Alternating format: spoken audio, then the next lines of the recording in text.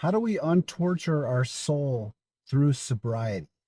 Hi, everybody. Josh, living life alcohol free. And I want to start a series here on how to untorture our soul through sobriety. I want to tell you some stories on how I was able to get sober. But before I was able to get sober, I had to go through a lot of turmoil, test myself so that I could heal my soul. I'll start with a story. And I'll see if any of you can relate to this. And if you can, please comment in the comment section and let me know some of your experiences, some of the things that you have gone through or maybe currently going through in your drinking. And maybe we can get to the bottom of it and help as a community. I remember specifically in 2017, because I'll never forget it because it was a pivotal moment in my drinking. I was unemployed. It wasn't anything that I did wrong. It was just that the company that I was working for was no longer going to continue. So I was laid off and no prospects for a job. So I spent pretty much that whole year looking for a job and I really wasn't having any luck. I was down on my luck. I was drinking through, I was applying to a lot of jobs. I was spending my time looking and applying for jobs, working on my resume and things like that. I would ride my bike, I would take walks with my dog, I would do these things to help. But then I would always go back to drinking and I would undo all the peace that I was helping myself with. One night I was having an argument with my wife and I remember holding this pint glass that I had drank out of every night for years, just had filled it. I remember holding it and getting so upset that I was ready to just chuck it at the base of the wall and just make my point. In that moment, instead of doing that, I just decided I'm not going to do that. I played that scenario forward, and that scenario, had I thrown that, was ugly and scary. And who knows where it would have led to. Hurt feelings would be a minimum. But I remember putting the glass down as calmly as I could, saying, I need a break from this conversation and leaving the room and thinking, man, I just dodged a bullet there. That could have been bad, like a bad look, a bad scene. Instead, I escaped it by the grace of God. I wasn't really that faithful during that period of time. I always believed in God, but I didn't lean on him during that time much. I've always prayed, but the drinking was always undoing that. I got through that moment and I leaned on that moment a lot during the rest of that year in particular because later that year I had a childhood friend of mine that I went to high school with had died and I found out that he drank himself to death and he was 38 years old.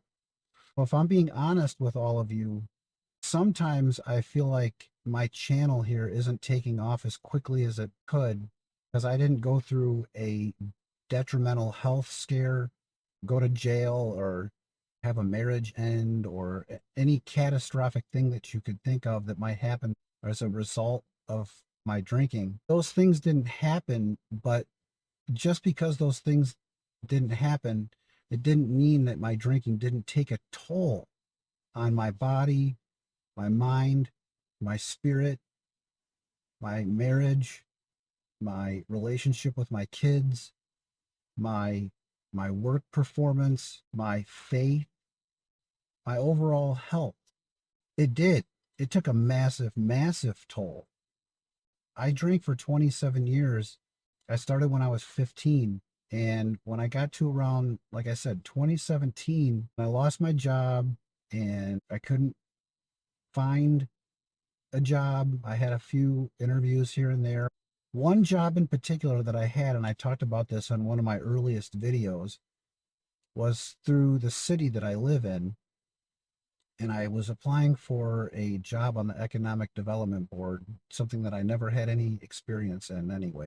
I happen to know, have a relative that worked for the city government, and she was able to get me in and give me an interview. Well, I didn't get the job, but I got a call back, and she wanted me to come in to talk to her. And it turned out she said, You're lacking confidence, and the job went to somebody else. You were runner up, but we didn't give you the job because I just felt like that you weren't showing enough confidence in the interview. I have no doubt that that was because I drank the night before. What she said to me really, really helped and really stuck with me. I don't know that I'll ever see her again, but if I do, I will thank her because it was her input that got me a job a couple weeks later. I used what she said.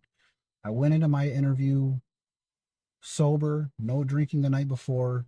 I projected confidence, even though this was another job that I had never applied for, never done before. But I got it. These are experiences that I want to share with you in a series. This is number one, and I'll make 3 videos of untorturing your soul and doing it through sobriety and doing it through faith, because that's what this channel is all about. It's about staying sober, finding tools to live a better life, to cope with life without alcohol, and to put these moments in perspective that may be pivotal in changing our lives. Have you had any of those experiences that you was a catalyst to you thinking about quitting drinking, to questioning your drinking, to questioning where you are with your faith, your trust in God that He's going to get you through these moments? Have you forgotten about God like I did? These are all awesome questions that are going to help you get and stay sober, live a faithful life, live and recover and thrive in life instead of being held back all the time. I ended up going another 3 years before I quit drinking completely, so between 2017 and 2020. It was really the pandemic that opened my eyes up to my drinking and how I needed to stop. I needed to not just take a break, but I needed to give it a long break. I talk about that more in depth in some of my earlier videos. Go ahead and take a look. They might help you. And the tools that I found that helped me stay sober. I'm going on 5 years this April of complete sobriety. It's by the grace of God that I've gotten there. I'm so thankful that I'm here, and I'm so thankful that you're here. It's through God's glory that I'm able to even talk about this to this day. It's such a blessing. I thank God all the time that I got through it without these catastrophic health issues, these issues that plague everybody. Alcohol destroys families. And even if it's not killing us or putting us in jail or getting us in legal problems, it's taking a toll. It can take a toll on our lives.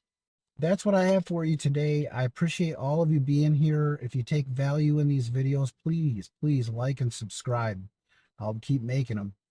I've got a sobriety group. It's called Sobriety in the Storm. It's on Facebook. It's a private group.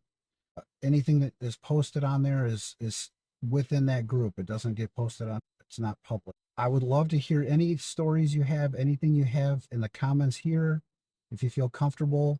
If not, like I said, the Facebook group, I'll pin the link in the comment section. Come and take a look. It's just a group of like-minded people just looking to live alcohol-free and help each other out. So have a great sober day, everybody. Keep the faith, and we'll talk to you soon. Love you all. Thank you.